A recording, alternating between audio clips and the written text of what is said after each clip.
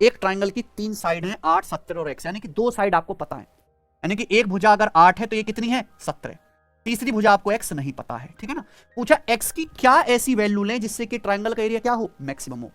मान लो जैसे 8 और 17 इनके बीच में ये वाला एंगल है थीटा, मान लो इन दोनों भुजाएं ये दोनों तो पता है, तो जो भुजा पता है 8 और 17 इनके बीच का एंगल है थीटा। तो आप मुझे बताओ इस ट्राइंगल का एरिया क्या आएगा। इस ट्राइंगल का एरिया आएगा 1/2 8 गुणा 17 और बीच के एंगल का साइन यानी कि साइन थीटा। बताइए ये त्रिभुज का एरिया होगा। थीटा आप बदलोगे ट्राइंगल का एरिया बदलता जाएगा। सवाल की शर्त यह है कि त्रिभुज का एरिया क्या होना चाहिए, मैक्सिमम।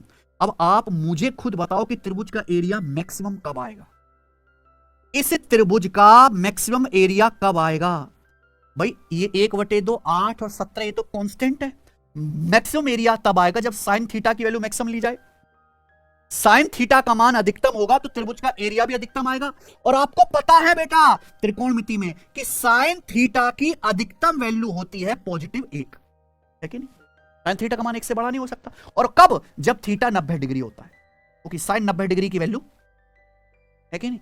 यानी कि अगर आप यहां साइन थीटा की वैल्यू मैक्सिमम लोगे 1 तो इस ट्राइंगल का एरिया क्या आएगा, मैक्सिमम आएगा, है ना। तो 2 से 8 कितनी बार कट गया, 4 बार, 17 चौका 68। मान लो अगर इस सवाल में त्रिभुज का मैक्सिमम एरिया पूछा होता तो आंसर क्या आ जाता, 68 सेंटीमीटर स्क्वायर।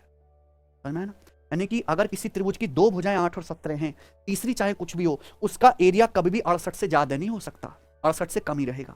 लेकिन आपसे सवाल पूछा है त्रिभुज की तीसरी भुजा, भैया एरिया मैक्सिमम तब आएगा जब इन दोनों भुजाओं के बीच का ये वाला एंगल कितने डिग्री का होगा, 90 डिग्री। ये त्रिभुज राइट एंगल तो बनेगा मेरे भाई, लेकिन राइट एंगल कौन सा होगा, ये वाला होगा 90 डिग्री। इन दोनों भुजाओं 8 और 17 के बीच का जो एंगल थीटा वो कितना बनना चाहिए, 90 डिग्री बननी चाहिए।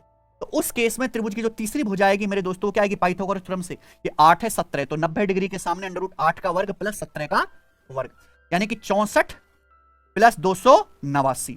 तो 289 में 64 जोड़ना है, तो पहले 11 जोड़ लो 300, फिर आ जाएगा 53, 353 आ गया, x आ गया आपका √353। देखो आंसर जो भी आएगा 17 से तो बड़ा आएगा।